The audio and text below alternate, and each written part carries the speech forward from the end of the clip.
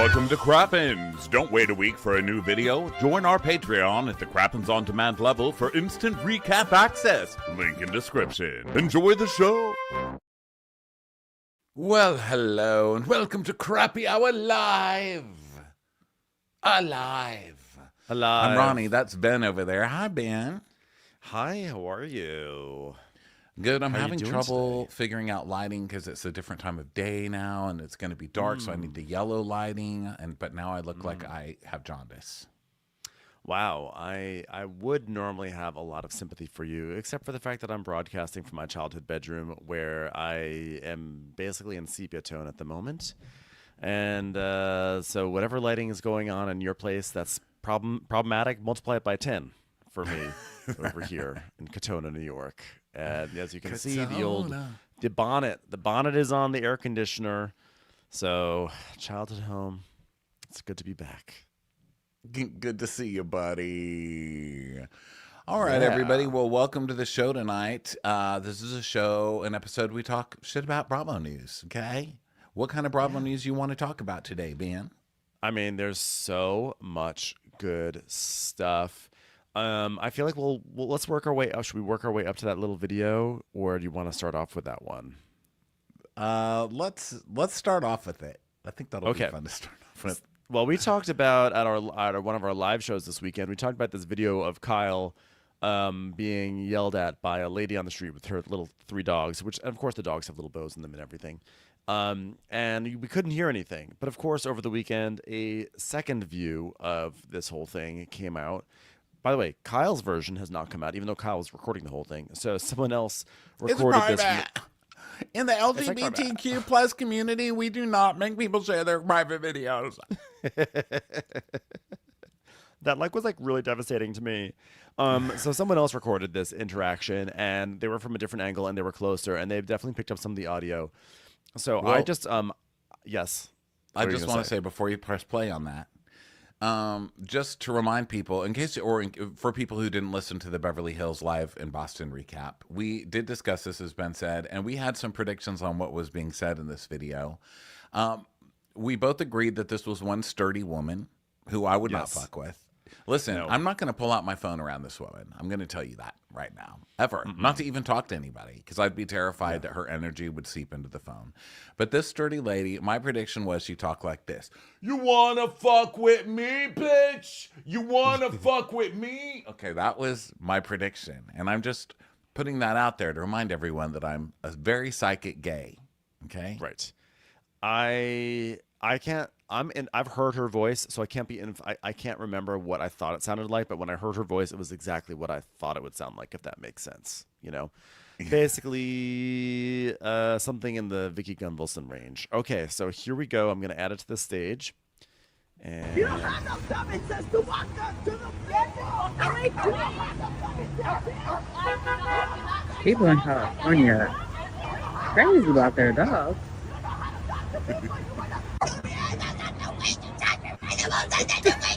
It's like Cartman and Vicky. This is her talking to the cops, which I love. Not even like this. So why you fucking threatening me that you're gonna take away my animals all the time? On me, you're gonna take away my animals. The little pink bows. When have I ever touched my dog? What have I ever done to my dogs? What? Shut the fuck up, bitch. She's telling Kyle. The way she walks so slowly with these dogs towards Kyle, and Kyle just backs up so scared.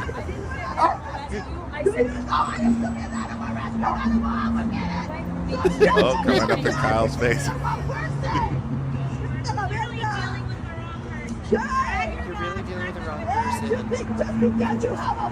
Well, thank God the assistant was there to stand up for her, because Kyle is hiding behind Teddy, her friend with stage 4 cancer.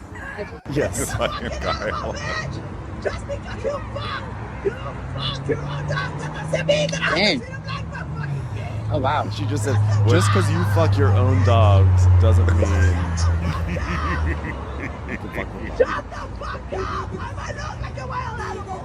Well, you're worse than I am! You're worse than I am! Because I'm abusing my animals, bitch! You can walk with me. That's probably enough, right? Tell me what But the how fuck, dude. how shocked are you that she says worser? Not shocked at all. Someone says Abby from Dance Moms. That's actually probably even more accurate. That is exactly who it is. It is Abby Lee Miller walking dogs, screaming. She's like, Kyle is not at the top of the pyramid this week. Yes. Well, what this video did not show was this lady pulling the dogs up on the curb, which I guess is what Kyle was seeing. I mean, I don't know who took the first video, but the first video was this lady dragging her dogs by the leash, and they're little dogs, and one couldn't get up the curb, and she just kind of dragged it up there. Like, oh. So yeah, I mean, this lady wasn't great to her dogs. It's not like, hey, this lady's a hero or anything. This lady sucks. But God, if you have a shitty person, do us all a favor. If you're not going to institutionalize them, aim them towards Kyle.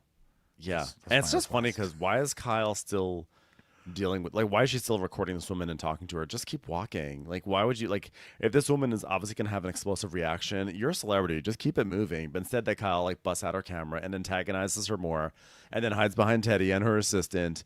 There's just no good way that this can come out of it. The only way Kyle could win this is if she releases the video and is like, look at this, you know? I'm shocked that she hasn't released that video. I mean, that's just taking up space on her phone at this point. Well, I But, love you know, when a Kyle's just gonna Karen Kyle. it makes a Karen video.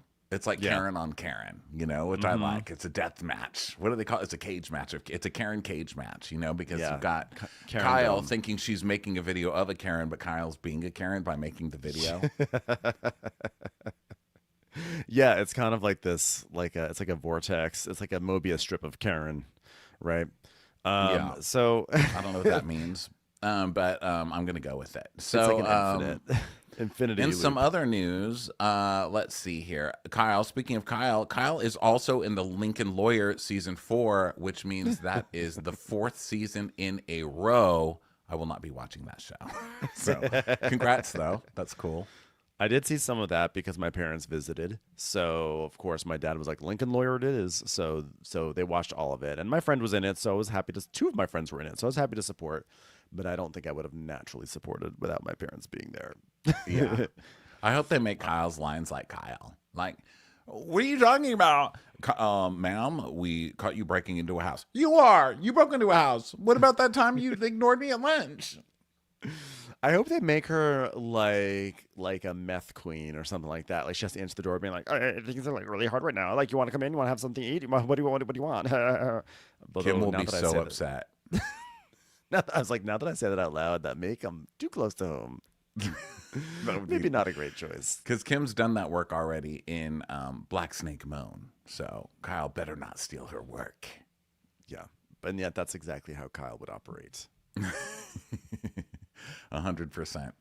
Okay, so let's see. What else happened this week? Ramona facetuning herself even catches the news. How does Ramona keep catching herself in the news all the time?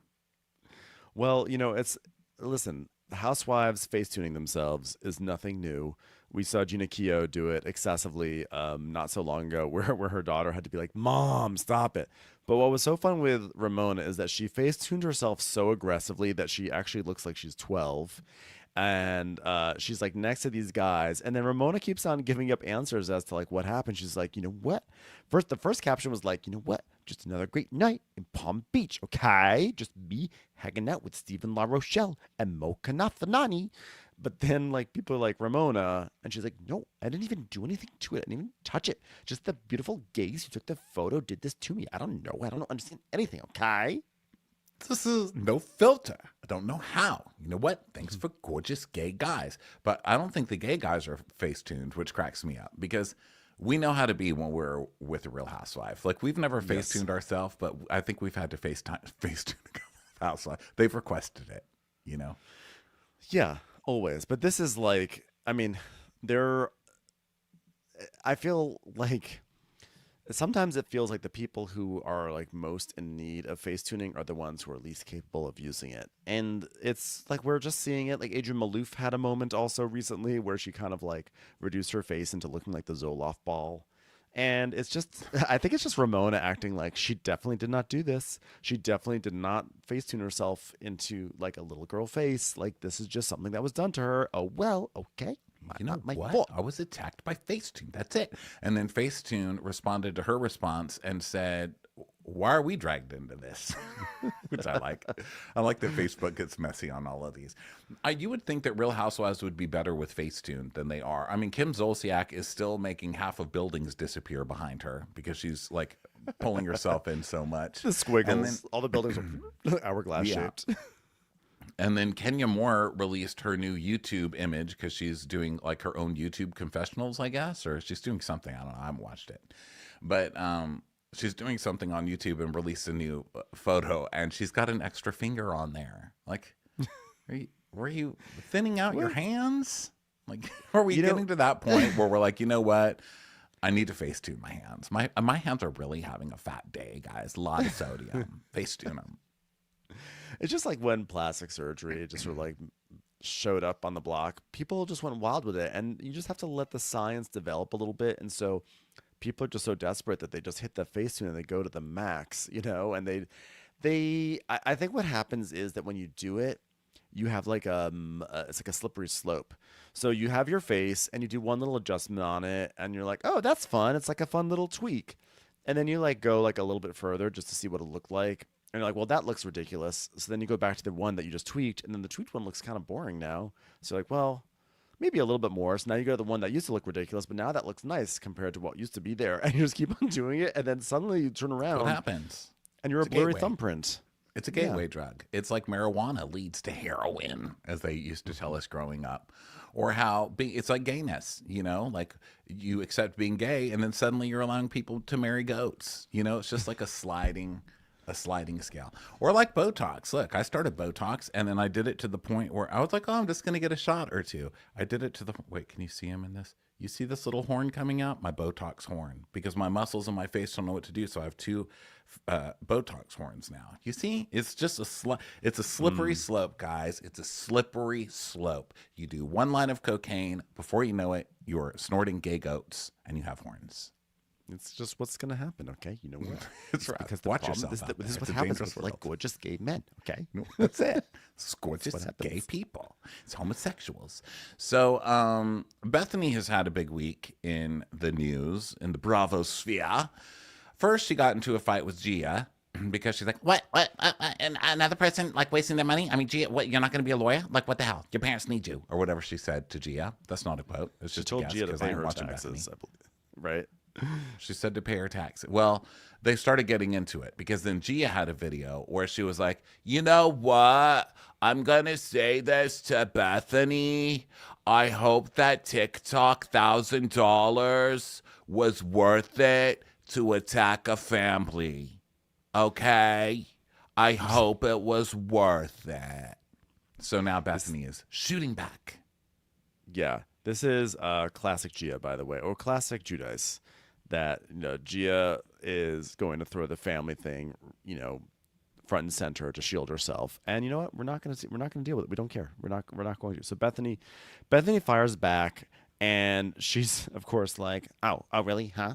Really? That's what I say. How about you pay your taxes? Huh? How about you pay your taxes for once? You never pay your taxes. Okay, you got to pay taxes to get a life and get ahead in this world. Okay, so she is. I like, by the way, that Monsters and Critics is like the most random feud of the year goes to Gia and Bethenny, which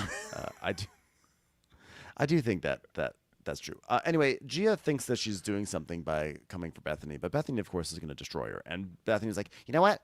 I made my first $1 million before I even knew who Gia Judice was. So forgive me if I'm not taking financial lessons from the daughter of a walking case study. Yeah, she's like, what do I watch that show? I mean, what is that show? Like, I don't know what that show is. Like last time I watched that show, they were like, they were fighting at a christening. Okay, like who does that? Like, seriously. When your mom and stepdad owe nearly $3 million to the IRS, the smartest move might be just to stay quiet. Yeah, she said, I don't have a PhD in economics, but I do have a multi-million-dollar company, clean finance, and the good sense to call a lawyer before I call a stylist. Okay, so if Gia ever needs a mentor, I'm available. If ever I need a blowout, I'll call Gia. Okay, like eyelash extensions, I'm calling you. Okay, but for taxes, no. Pay your taxes. I have to say, when it comes to Bethenny, when her energies are pointed in the right direction, she really is pretty excellent. I mean, like, it was really very satisfying for me to see her just like shut Gia down like that. Well, she's like the crazy lady with the dogs in the street. Like, she needs help. And watching Bethenny like slowly lose it every year, more and more every single year, it's sad, you know? And you're like, oh my God, I wish we could still call, you know, I wish we could still call for help for people. Whatever. Like I saw Asylum, and you know, some of you hope for that, but then it's best, right? Like aim the weapon at something good, and it's fun, you know. So she went off on her, and at the very end, I'm reading this from Reality Blab, which is one of our favorite French magazines. Reality Blab. And they say at the very end, Reality Blurb has not been able to verify the authenticity of this new statement by Bethenny. You know why they can't do it? Because these AI fucks are doing too much. You guys need to stop, okay? Stop AI. They put all of these quotes that have nothing to do with what anybody said, or like a slight bit to do, but they give them these big flowery like paragraphs. Do you ever read them on Facebook? There's like there's people like fan groups on Facebook that post them. It's like Paige DeSorbo said, "In the twilight of my 20s, I never thought possible to feel the emotion I thought as a tear slowly dropped from my face, and I realized the man in my bed wasn't the man I thought he were." I'm like, what the Paige doesn't talk like that. Where are you getting this? You know? Yeah. Like you got Kim Zolciak giving like soliloquies about shit. Kim doesn't know that many words. Come on, AI. People were worried that AI was going to dumb us down. It's actually making people sound too intelligent. Yeah. Yeah, it's going the other way around. I am curious I wonder if AI, if there's a good prompt to see like if we could get AI to say something in the style of Bethenny Frankel and how accurate it would be. Like maybe it's something like review. Put it in there. Okay, here I've got Chat GPT. Should I have her? Okay, what's the what do we want Bethenny to comment on? Tuna? Have Bethenny Frankel give a bad review to Pop-Tarts. Okay, give a bad review to Pop-Tarts in the voice of Bethenny Frankel. Okay. Okay. Press return. Okay. Here, I got one too. You got do one too? yours. Okay. Oh, honey, don't even get me started on Pop-Tarts. I mean, really? Who is still eating these cardboard pockets of regret in 2025? It's like if sadness had a pastry crust, it would be a Pop-Tart. You bite into it, and it's just dry, sad sugar wrapped in a cry for help. The frosting is this like weird little afterthought, like someone drizzled Elmer's glue and called it a feature. And don't even talk to me about the filling. It's like molten jam from a dentist nightmare. It goes on for a while. This is actually good. Yeah, This what's is yours fine. sound like? All right, let's talk about Pop-Tarts, okay? Like, first of all, like, what even are these? It's like someone tried to make a toaster strudel after a wine tasting and gave up halfway through. Like, what are you doing? Like, you've got this cardboard crust situation pretending to be pastry, and then the inside, a blob of mystery jam that tastes like regret and high fructose corn syrup's cousin from Jersey, okay? Like, don't come at me with the frosted strawberry. It's basically a dessert disguised as a breakfast. This is not food. This is a cry for help. That's good. Yeah, it is good. I'm like always so impressed with this. Okay. I wrote a prompt. I said, write a 1-paragraph story where Bethenny Frankel meets Glenn Close and talks about Pop-Tarts. So this is what this is the I did 1 paragraph because we can't sit here. You can't sit here and listen to me narrate the whole thing. So this is a 1-paragraph story. Is everyone ready for this Chat GPT story time? Bethenny Frankel. Sorry. The first line already started to make me giggle. Giggly squat. Okay. Bethenny Frankel was mid-rant at a Soho charity brunch, her hands slicing the air as she denounced Pop-Tarts as the edible equivalent of a bad ex-boyfriend, when Glenn Close, elegant in oversized sunglasses and a linen blazer, leaned in from the next table and said, "I actually kind of love the brown sugar cinnamon ones." Bethenny blinked, momentarily stunned. Glenn, no, you're a national treasure. You cannot be out here defending the toaster cardboard. Glenn smiled, sipping her green tea. They're nostalgic, like eating your childhood and hating yourself a little. Bethenny paused, then nodded slowly. Okay, that's fair, but only if you're eating them ironically and on a private jet. The two women clinked glasses of kombucha and bonded over their shared love of sarcasm, couture, and questionable snack choices.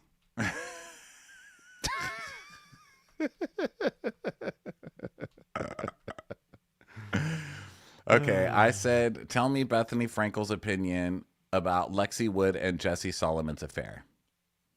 Oh, I guess that's not good because it's actually giving me true things instead of making something up. Oh well. Probably time to give up on AI anyway, but that's pretty good. Bethenny, I have to say, asking AI to mimic Bethenny Frankel is the best thing I've ever seen AI do. It's the most accurate AI I've ever seen. It's actually the most likable way to receive Bethenny Frankel is through AI. People are really upset in the chat about us using AI on this. Oh, what we admitted People it are was. like, At AI's least we're using not. up our water. Sorry, Listen, I don't think there's if you getting like away Bravo. from AI at this point, you guys. Honestly, like I just don't think. I don't think anybody's going to be like, you know what we should do now? We should stop using AI. I think the cat's out of the bag. Pandora's box has been opened. We're all going to go thirsty. That is crazy, though, Bethany's all in the there. stuff that AI uses up. And, I didn't learn about any of it until I read comments on our stuff. Because we mentioned AI in one podcast in passing, and people were like, how dare you? It's killing the earth, which I didn't know. So I guess we contributed. Sorry. Hopefully it was worth it for a good Pop-Tart review and a Glenn Close You know what story. else? You know what's also killing the earth? Humans. Seriously. How about you get off my AI ass and stop having babies? How about we do that? So I'm kidding. Okay, No, so we get it. We understand the ethical implications. So Bethenny, speaking of Bethenny's week continued to go on.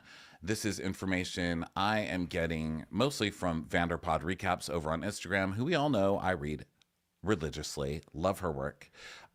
It started as Patrick McDonald, producer we've all seen many, many times on Real Housewives, chasing housewives around, trying to keep them out of fights, et cetera, et cetera. He came out with his own Instagram video, which I thought, this is cool. I wonder what Patrick's doing. And I clicked on that, and it was the longest Instagram video. It was 2 parts. And he just went and went and went and went and went. And I know that this would sound completely hypocritical coming from me, but I'm the president of the Hippocrat Party, so I'm going to say it anyway. Brevity. Yeah. But he went off on Bravo, basically claiming, well, a lot. Basically claiming that he was iced out because he had an OnlyFans, and which we've been watching his journey, not through OnlyFans, but on Instagram. He's always posing with a gay porn star, and it looks like he's been leaning into that territory. So I guess he finally did his OnlyFans and did that. And I guess he got iced out for doing it, which seems kind of unfair. But and then turned on Bravo and has now been giving up the scoop. Yeah, I wonder what the full story is here, because it does seem strange to me, because it's not like he was working at, like, JP Morgan, and then they're like, whoa, one of our bankers is doing OnlyFans. I feel like it's surprising to me that Bravo would ice him out. I mean, trust victims, all that stuff, but, like, I don't know, like, it's like I feel like there's more to this story than we're receiving. And I know this sounds totally vapid of me, but if you're spending, if it takes like 2 really long Instagram stories or posts or whatever to explain the situation, I feel like that's wild. Like, isn't it just as simple as, like, yeah, I was a producer on the show for like 5 years, did all these different shows. I was I kept on getting jobs. People liked me. People liked to work with me. I started doing OnlyFans. They stopped hiring me, and that's fucked up. I feel like that's all it requires. So the fact that it's like this big long thing, I'm like, did you just talk too much at the job? Did people just get bored listening to you? Well, this is what happens when you're always behind the camera and then somebody finally asks you your opinion. It's like it never ends. You've had to stay quiet for so long that it just goes on and on. But yeah, he talks a lot. But basically, Vanderpod Recaps did a recap of him on Just Be with Bethenny Frankel herself. So she's like, all right, what are the moral dilemmas that you had reviewing Pop-Tarts for your first time? And also doing reality television. What were the moments where you questioned your own integrity? And he says, I don't know if it was questioning my own integrity, but questioning what it is we're all doing as a whole. I don't think it was a singular moment. I think it's been a journey of getting me there. I mentioned in the video that I made, oh God, don't even reference that. I think in the beginning, the first couple of years, I was blinded to the toxic environment by my excitement to just be there. I was a Housewives fan, blah, blah, blah. And it was fun, to be like, oh shit, I'm going in there. We've got shit between Candy and Sheree, it's really fun. And then as time goes on, you're like, wow, this is really taking a toll on the woman here. Like, this absolutely spent my colleagues were, and barely even being able to stay awake at times on these cast trips because they're so exhausted. So then it basically turns into Bravo being a completely toxic work environment. Here's what I don't understand. And this is not me being critical of him or whatever, but this is like the second time now. Like, well, we see this with like Brandy, we see this with Leah. Now we're seeing it with him, which is like, I tried to get my job. I was trying to get hired again. I couldn't get hired again. So, by the way, this place is super toxic and awful. What they do to the people is terrible. I'm like, so you were upset that you couldn't go back to do that? Like, you were upset. Like, you're like, oh God, what they do to people is terrible. You know, the way they treat all these various sensitive topics is terrible. And I tried to get a job doing it, and I couldn't get hired. So now I'm so outraged. I'm like, I kind of feel like it has to be one or the other. It's like, they seemed like they were great. They treat everyone well. But then when it turns out that as soon as I started doing extracurriculars, doing OnlyFans, suddenly I was iced out. And then it's like, oh, that sucks. They're fake. They're full of shit. But like, if they are a terrible, terrible, terrible organization, and I'm not saying that they aren't, but if they are, then like, I don't know. I guess it just doesn't land as hard for me. Of like, but you're saying you're basically saying you're upset that you were iced out, with the implication being like, I should have my job there. I should have more employment there at this place that's really terrible. Like, I should be out there exploiting people, and I'm not allowed to exploit people right now. Right. Like, I was a part of this machine exploiting people, but now that I've been fired, it's a terrible machine. And that's look, I mean, there's first of all, there's a whole perfect victim thing, right? Like, you don't have to be a perfect victim. Both things can be true. You know, he could have been a part of it, but also not felt great about it and still been a victim of whatever. And I believe that he is a victim. If he really did get iced out for doing OnlyFans, I think that's bullshit. You know, and some people would say, well, there are part of jobs where you're higher up that is not allowed, you know, but this is Bravo, and I don't want to hear any moral preaching from Bravo. Okay, if someone wants to suck a dick on the OnlyFans, that's fine by me. So, and they have porn stars. that. They just had Raheem in the clubhouse and things like that. So they're very happy to play around with this and to talk about it on Denise Richards and her wild things. But I think where a lot of this with all of the people who've gone against Bravo is you don't get a hero edit when you come through with all of this stuff after you've been fired. If someone quits and they're like, I'm quitting this because this is bullshit and this is how they treated me and this is how they treat all women and all people who come on this show, and that's crap, that would be one thing. I think that people would listen a lot more to that than someone like, you know, Aaliyah, who's like, oh, well, I got fired, so fuck these people. I'm going to burn the house down and sue them and blame my alcoholism and all of this other stuff, which I'm not saying is necessarily what he's doing, because the stuff that I've read that he said really isn't even that bad. I mean, he basically says it's long hours, it's toxic. That's a non-union gig, right? Oh, definitely. And he at one point, I read one of the articles was, he said, yeah, Bravo doesn't like it when people get sober. They kind of like roll their eyes because they're like, oh, it's so much, it's more boring. They incentivize you staying drunk. And I'm like, I know that sounds terrible, but at the same time, like, have you seen the Bravo audiences? Do we act excited when people are sober? Generally not. I mean, we want them to be sober for their own health.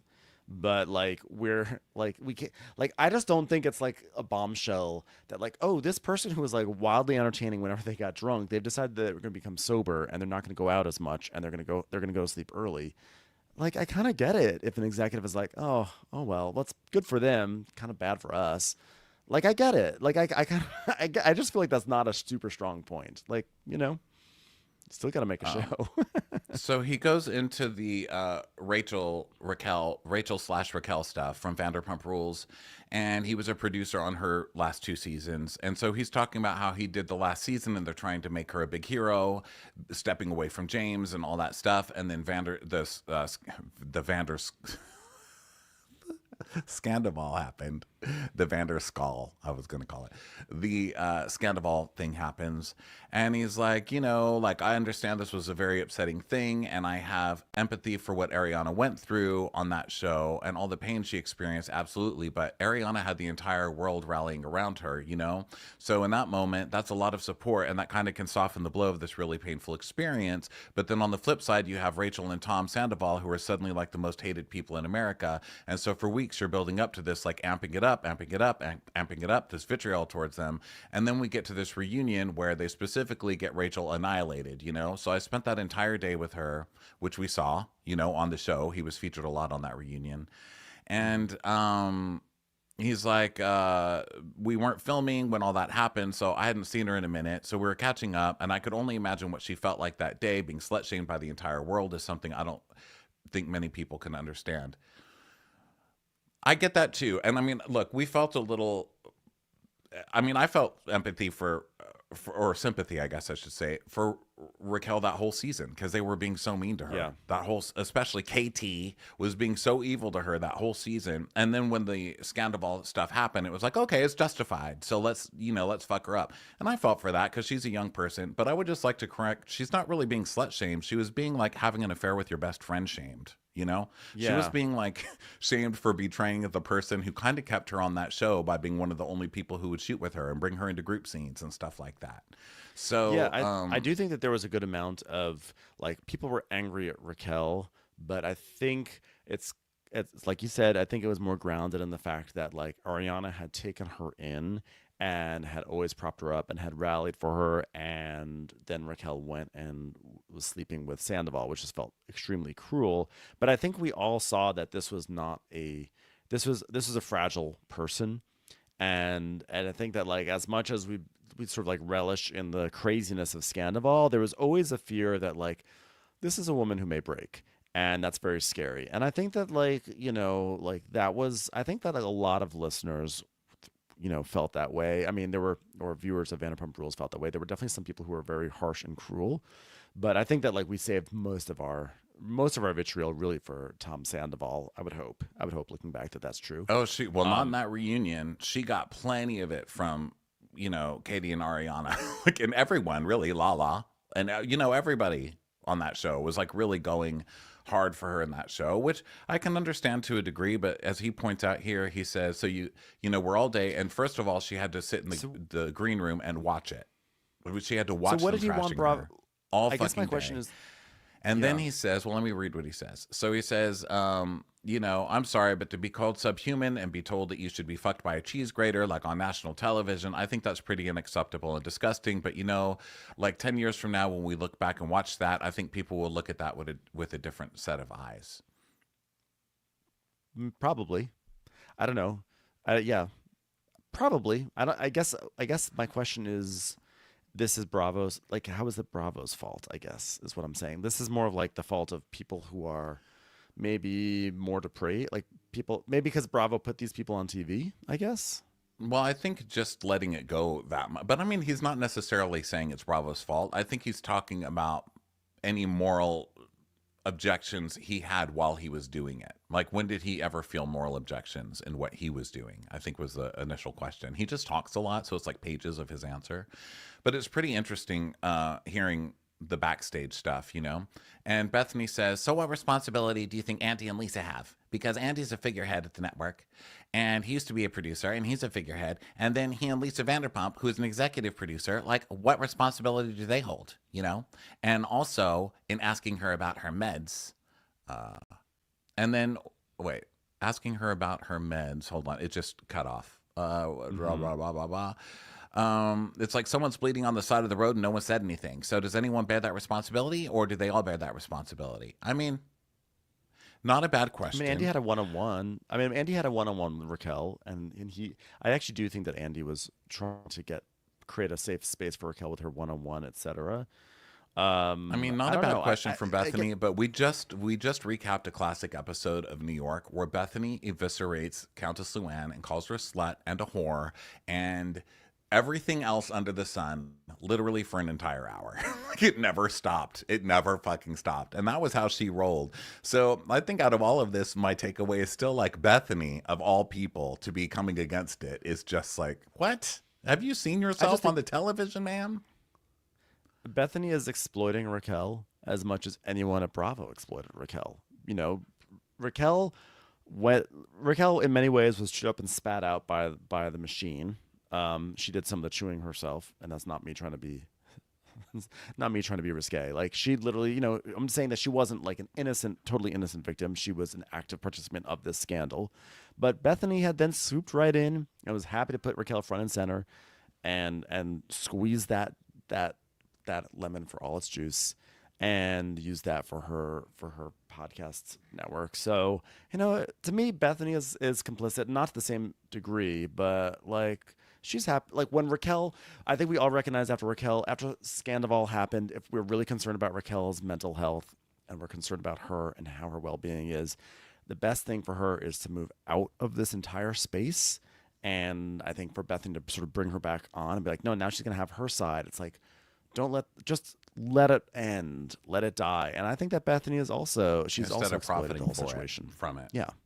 Yeah. So she says, so it's almost like a big corporation is making all this money, but then the people out there are getting cancer by being exposed to the radiation. Yeah, but you're like selling pamphlets on what the radiation does to you. You know what I mean? So like you're part of it. And so he's like, yeah, it's all coming at someone's expense. These salacious events. And so she asked him, has he heard from Bravo or anyone from production since he posted the video? And he says, no, he hasn't heard directly from them. He did get a call from someone that was trying to steer me in the opposite direction. And that was from Lisa Vanderpump herself. And it's like, oh, interesting. That slut. So do you have a relationship with her? And he says, well, I worked with her 2 years. I produced 2 seasons and we always had a really great working relationship. We weren't super close, but always had a great relationship. And I hadn't spoken to her since we wrapped, but she was calling to manipulate me and she was calling to extract information from me to see what I was going to do next and to give me names, specific names, and discourage me from speaking out on this. Unfortunately, she was trying to exploit my good relationship with her and take advantage of our good working relationship to get information from me on behalf of someone either at the production company or the network. Evil And I guess Vanderpump. I guess Lisa was not able to help him get a job initially before all this happened. I wonder if he talked about that, I guess it sounds like not. I don't know. I don't know. But it goes on and on and on. There's a lot. He was disappointed in Vanderpump for the call. It's like 5 pages of him talking. But yeah, she was trying to produce me, he said. She was trying to produce me, Well, how's that medicine? So overall, from everything we've heard from people that produce reality television and from my extensive knowledge of watching Unreal, a fantastic TV show, that job looks like hell. I mean, that job really does look like hell. But I think his timing with how he wants to come out with everything, I mean, it's revenge.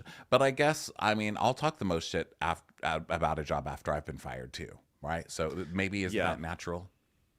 Yeah, I understand being bitter about a place that rejected you, but it's just, I don't know. Again, I'm waiting for all the details. If he got fired or if he got stonewalled because he started doing OnlyFans content, that's massively hypocritical of Bravo, and it's ridiculous, But I'm waiting. I do kind of feel like I would not be surprised if we start getting some blind items from people who were actually, whatever. I want to hear the whole story. Maybe that's not fair. Maybe that's not the correct response after someone is like, yeah, this shit happened to me at this job and they were terrible. And you say, I'm gonna wait for the whole story. That might be actually a pretty cruel response on my part. But I just think it's that combination of this place was shitty. And I was trying to get a job back there, and I couldn't get a job back there, so now I'm going to say how it's shitty. And that always, when people do that, I always think that's very curious. And now I'm coming forward to save people and promote my OnlyFans, which I'm on. So come check it out. But we'll see. But we do. It's reality TV, so I imagine there is definitely a certain degree of shadiness that just happens at any reality. I don't feel like anything company. that he said was a lie. I just Personally. don't know really. I don't feel like this is like a lying situation. So it's not like that. It's not that I don't believe anything that he said. I think part of me was like, well, but you did it. So it's like the first person who confesses gets a better deal. I don't know. All right, let's move on to some other stuff. What do you say? Because that was a lot. Sounds that was a lot of that great. Can we get to some of my happiest news of the week, Ben? I would love to do that. Aaron Leachy getting mom shamed. I loved it. So Erin has a new little baby. Congratulations. And she was shaking this baby all over her Instagram or whatever. And she's holding. I mean, this baby is like as big as a thumb, and she's like, "Look at my baby!" You know, the baby's hanging over. So she got mom shamed, and the article is from page 6, and it says, Erin isn't losing any sleep over the parenting police. She clapped back at TikTok. Some fans called her out for the little one's lack of neck support as she mouthed the words to Diamond Donda's "She's Back" on Wednesday.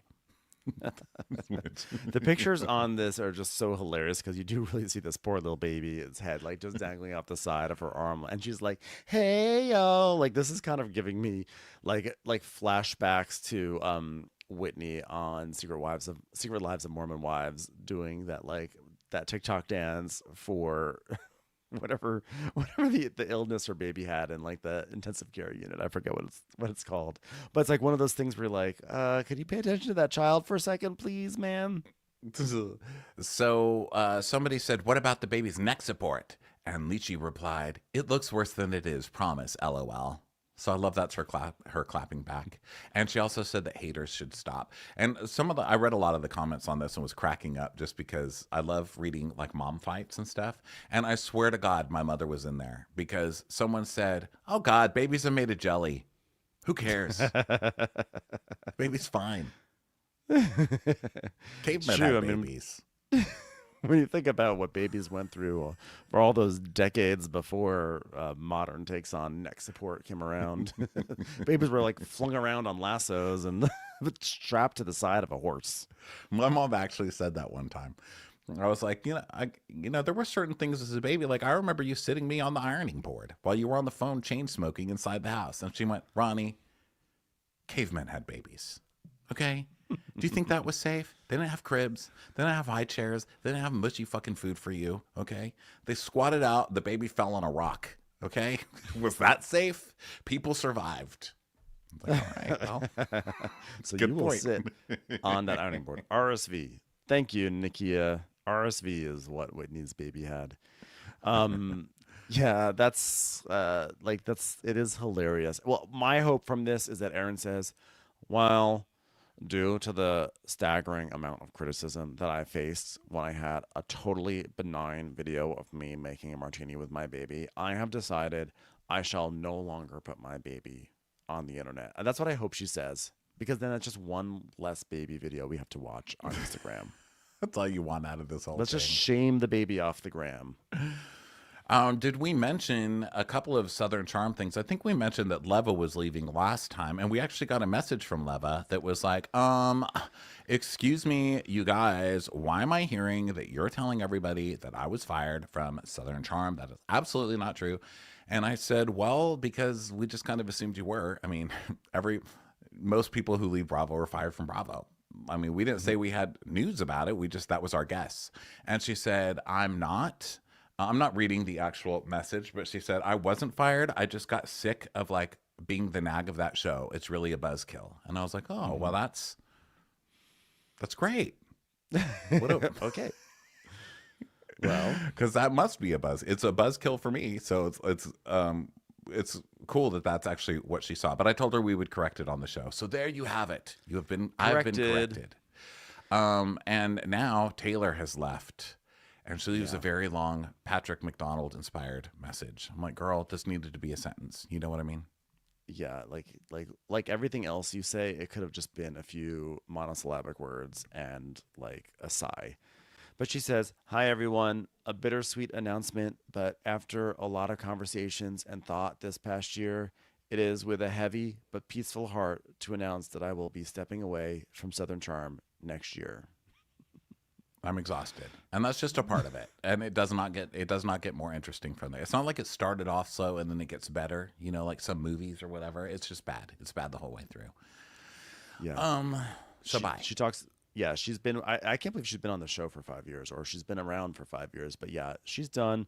We kind of sensed that she was very much in the sidelines, and now that she's no longer really attached to the Shep storyline, you know, the Gaston thing didn't really have much legs. So, yeah, you could see that one coming from a mile away. Taylor is out. Now, in terms of other casting news, there's been a lot of scuttlebutt about Candace Dillard Bassett.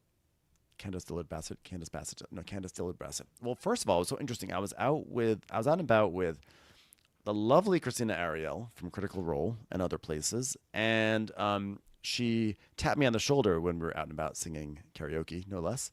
And she was like, "Oh my God!" And she showed me a tweet, and it was Candace saying something like it was a very like succinct tweet where Candace was like, "What's good, everyone?"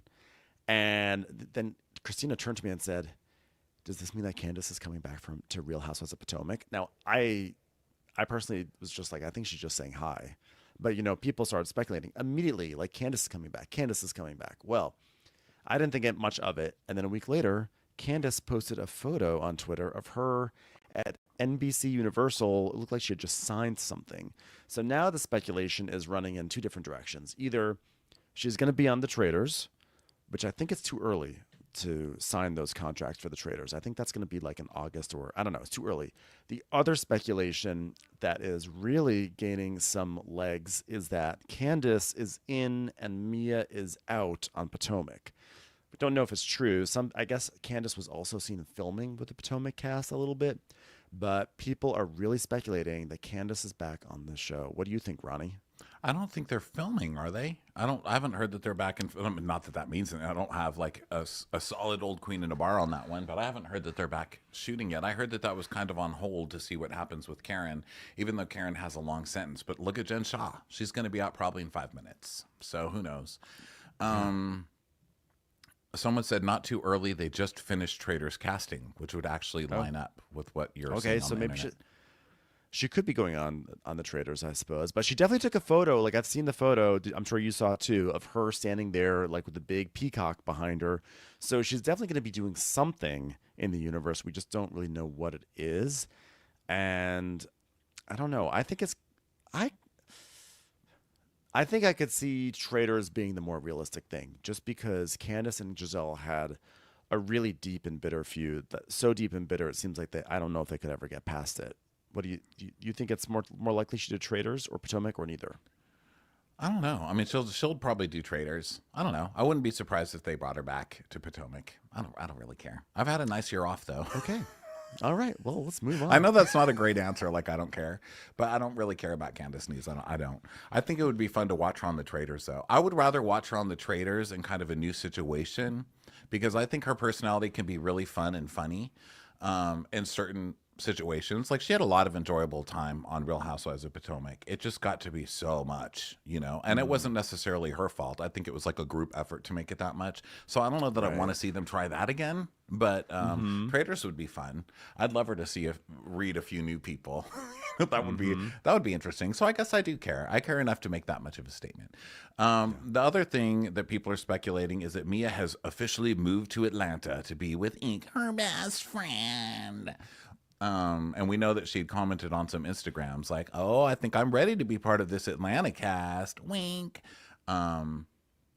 But I doubt that'll happen. Sorry, Mia. Sorry. No, they're not going to bring Mia onto Atlanta. No way. No way whatsoever. Is there any new Kenya news that you've encountered, by the way? Just that she has her YouTube and that Portia started her YouTube. So then we talked about this a little bit on the recap, but just to kind of update you guys here, Kenya got all pissed at Portia for not supporting her, and Portia's like, "I'm not your enemy here. Listen, I stood up for you even when you posted, pictures of a teenager doing stuff. I'm on your, like, I even went to the network and stood up for you." And so people are like, "Wait a minute, those pictures were from when Britt was a teenager? Is this child pornography?" So that's kind of the big new gossip of that, or the new talk that people are doing on that one. Is like, did she publish child porn? How late into her teens was it? Even if it was when she was 18, you're posting pictures of like some 18-year-old girl on that. Ugh. Yeah. I don't know. It's pretty gross. Not great, good. but it's interesting to see who's friends and who's not now, because all the ladies are doing interviews and their alliances have already all shifted. Like, Kelly and Britt aren't friends anymore. Britt went on Watch What Happens Live and said Kelly's waffles are soggy. They're only a 5 out of 5. And then Kelly said something about her on some other podcast, and then Portia saying things about Kenya, and Kenya saying things about Portia, and then apparently Shami and Portia aren't friends anymore. So things should be kicking off on that one pretty quick. Yeah, I guess we'll have to see. I mean, I really like the season so far, even though this week's episode was kind of Dullsville until the very end. But yeah, we'll see. I wonder when Phaedra is going to show up onto the show. I feel like I seem to remember that the announcement of Phaedra was not like immediate. It wasn't when Kenya was fired that they were like, Phaedra is ready. It was like, I think I feel like it was like 2 or 3 weeks, you know? So we'll see. Carrie in the comments just pointed out, isn't 5 out of 5 good? Yes. So it would have been like a 5 out of 10, I guess she said. She basically said they were mediocre, but thank you for pointing that out because I did say 5 out of 5. What did you say, 5 out of 5? They're a 5 out of 5. What a mean thing to say. My goodness. Let's see. Let's finish this off with a little PK. So a couple PK and Dorit things. First of all, apparently they paid like $300,000 and got their house out of pre-foreclosure. So that's good. Good so, for them. Yeah, they have another few months to not pay their rent. So that's good. Also, or their mortgage. That's a lot of money, $300,000. How many months do you think that was for? 300. They were behind $300,000.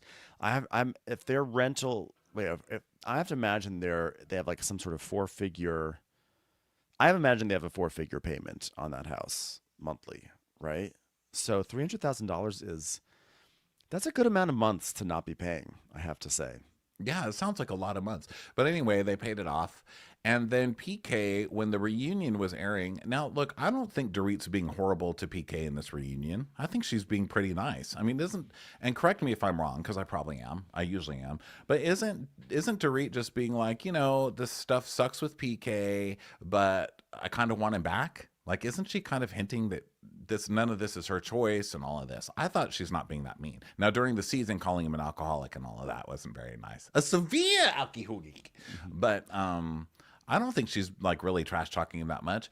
But he posted a picture with an open door. It looks like a hotel room door, I guess at the Beverly Hills Hotel. And he's got a door open and he's standing there like giving like this one eyebrow raised to the camera. And the caption is, "It's better to admit you walked through the wrong door than to spend your life in the wrong room, babe." That's cold. Oh, Dorit's the wrong room. Damn. Wait, no, so wait, Dorit's the wrong. Oh yeah, the wrong. You're right. Yeah, Dorit's the wrong room. I mean, I would argue that she might like. The implication is that the right door to the wrong room. I'm not sure. And also, how can you walk through the wrong door and wind up in the right room? So like. If you walk through the wrong door, you're probably in the wrong room too. So if you admit that you walked through the wrong door, guess what? You're in the wrong room. Everything It's you did better is to wrong. be in the wrong hallway than the wrong restroom. Babe, it's better to highlight the wrong band from Pretty Woman than to go into the wrong room through the wrong door. Yeah, that guy's still an asshole. So that's basically it for that. Is there anything you wanted to finish off with, or is that good for you? No, I think that's good for me. I think that was Okay. some I feel fun satisfied. goss. There's a So lot of good now stuff in we there. are going to turn this over to you guys, the listeners, over on Listener Party. Okay. So everybody who is just listening on audio, thanks so much for being here. We will talk to you in a couple of weeks at 5:30 Pacific time. Thanks for being here. Love you guys. Bye. Bye. Now, for anybody hanging out with us here on YouTube, go ahead and follow the link that I just put in here if you want to come onto the camera and talk to us, okay? This won't be in the audio episode, but it will be on YouTube. So if you don't want to be on YouTube, don't put yourself on YouTube, okay? By the way, while that's coming up, someone in the comments said we were talking about cakewalks earlier today, and Ronnie, you were talking. I had no idea what you're talking about with the musical chairs and the bake sales and everything. Someone in the comments said, like, I did this all the time, and in fact, I got a text from a friend who also said, yeah, I did that all the time. It was like a Southern thing. I had only heard of cakewalks as it was like a slave. It was something with like emancipated slaves, and then What? it became like. Yeah, and then it became like a and phrase I've sat that there and like talked about it all day. No. I mean, like it became a phrase that like became a thing that kind of like moved out of that and then became an expression. But I didn't know it as any sort of like event with chairs and food. But apparently it is a thing in the South. It's like an activity in the South now. So that's all I had heard about it. But someone did chime in. You were not. I'm just here to say that you're not crazy. And that this is something that happens, and it's like I just know, I said Ben gaslit it's like a me. kid's. It's like a But then kid's event. gaslit me into thinking it wasn't real. I was like, was it real? Well, no, because at first I was like, any of that real? Why did I push Well, I a wasn't child out of sure. this chair for a cake? I had no idea what you were talking about. All I had heard was that the term cakewalk that we use has origins in like with emancipated slaves, or I wasn't sure if it was emancipated slaves or minstrel shows, but I knew it had. I was like, cakewalk had a surprising origin, so I had no idea that it also has now gone on to its other path that way. So that's the fun things we learn. Yeah, that was real fun, Ben. Thanks, because now I know that Well, cakewalks are fucking problematic now and have some etymology that I had no idea about. So awesome. Anna in the comments said, if it's American history, it's racist. And that kind of does sum it up. It's usually true. Maximus Mom says, Ronnie, do you watch Black Mirror? I love Black Mirror. I have not watched the new season because I'm watching that Shondaland show on Netflix, and I'm catching up on Handmaid's my dad Tale likes right that. now. So I will be watching Black Mirror after I'm done with the trauma fest that is Handmaid's Tale. Let's bring somebody up. Who do you want to bring up first, Ben? You pick. What about Bear God? I'm intrigued by the name. Bear God. Ooh, here we go. Bear God. Bear God. Welcome to the show. Sorry, no picture tonight, guys. I think That's okay. It would excite you too much to see Bear. Yes. No boners allowed here, sir. Okay. Oh, okay. So I want to just. One of my favorite things to do is to go back and watch a random episode of Housewives, and then see a visitor from the future. If you know what I mean. Oh, yes. I love that. Okay, so I hope you guys didn't know this already because I thought this was so fun. I went back and watched, I think it was season 2 of New Jersey because I wanted to see peak Danielle Staub. And it was the episode where her daughter was getting ready to walk in New York Fashion Week. Her oldest sister, who was beautiful, by the way. Yeah. So gorgeous, right? Mm-hmm. Yes. And it was and guess whose show she was walking in? Who? Marge's? Leah McSweeney's. Our favorite squinty Scientologist, Rebecca Minkoff. Oh, wow. She's been skirting on the edges for a long time. She's been circling that Bravo drain for a long time. Oh, wow. Wow. That's good info. That's good info, Bear God. Because Daniel Staub was Daniel Staub was like, not just it's Rebecca Minkoff's show. Yeah, she's really excited. Wow. How much she's risen, Rebecca Minkoff. Wow. She's probably like, let's not talk about that. Let's not talk about that. Wow, God. That's like thanks for being Taylor here, Armstrong. Good to talk to you. What'd you say, Ben? That's like when Taylor Armstrong and Sheena Shea separately showed up on the hills. Like when you go back and you're like, wait a second, there she is. It is a glorious experience when that happens. Oh yeah, and Tom Sandoval, don't forget. All right, let's talk to Kay. Kay, welcome to the show. How you doing today? You there? Kay. Oh my God, that's me? Oh, hi, it's you, Kay. Hi. Are we only supposed to be here if we have some piece of news? No, you can ask questions. You can share talk something. about whatever you want. Chit chat. Oh, okay. Were you disappointed in Garcelle's walk-off, which I feel like was built up to be this huge thing and then just turned out to be like, no, I don't want to be in the picture? Yeah. I'm disappointed. I'm not disappointed in her for walking off. I mean, good for her for being like, fuck all of you. And I actually kind of like that it's, now that I think about it, I like that it's kind of on the way out. Like, no, I'm not even going to take a picture with you. Fuck all of you. Like, I stayed here for this whole thing, but I don't want to be in your picture. But yeah, when I first heard about it, I was like, oh no, I wanted to see the moment where she was like, you know what? I'm done. Fuck you. Fuck you. Fuck you. I have a beach house. Yeah, they definitely made it seem like it was going to happen like midway through the reunion, and I was like upset that she walked off and that she let it all happen. And the irony, of course, is that in the first episode she said, well, hopefully we can all get a group photo together. But I kind of like that she's just like, you know what, fuck all these fake bitches, and just was like, I'm not even going to do this photo. After all that, I'm walking off, and you guys can peace out, or I will peace out, and you guys How'd can you just sit feel, here and Kay? be stupid. I thought it was a bit of a letdown. But really quick, since I didn't really have a question, so I just thought of something stupid. But now I do have a question, which is, Ronnie, I am on the skincare journey. I am, I'm a little behind on my Botox, but I'm into it. But you keep mentioning tretinoin. Do you have to have a prescription for that? Yes, but you can get it from the like Botox people or wherever you get that stuff, and they start you on a 0.05, and then when you become a big girl, you can get on the 0.1. So Woo. yeah, just use that, and then argan oil from Amazon. You can buy raw argan oil on Amazon, and I just use a drop of that on my face after to moisturize. That's it. Love it. Thank you so much. Thanks so much. Good to meet Thanks you. for being here. Okay, let's move on. I can't see your name here, but let's see, pretty lady. Oh, Hi. it's me. I'm How are you? Bethany. Hi, Bethany. Hi, How are you? Bethany. Are you Hey, Beth good. and How are you me? guys? How are you?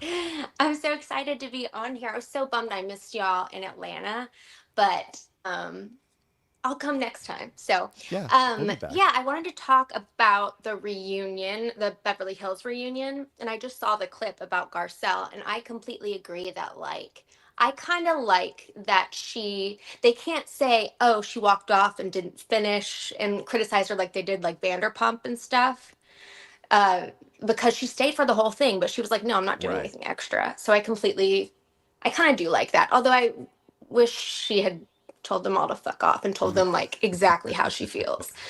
Yeah. But and then also Bose, I feel like, do you guys feel like she is pretty blinded by Dorit? Because she's so smart at questioning people, and she is, but it feels like when it comes to Dorit, look, Sutton is crazy, and Sutton, but for me, it feels like Sutton is actually genuine.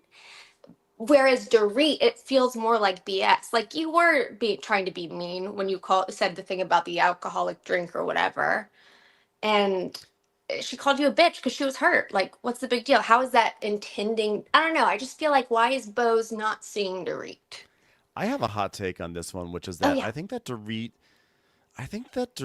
is probably faker with the other women, and I think that she's actually probably a little bit more real with Bose. hmm I almost think that Dorit knows she can't be fake with Bose, and I think that I think that Bose is picking up on like actually the fact that Dorit is being a little bit more genuine with Bose. It feels weird to say these words that Dorit's being genuine, but I think that there's maybe the reason why Bose is like drawn more to Dorit is because I think that Dorit is treating her differently and actually in a positive way.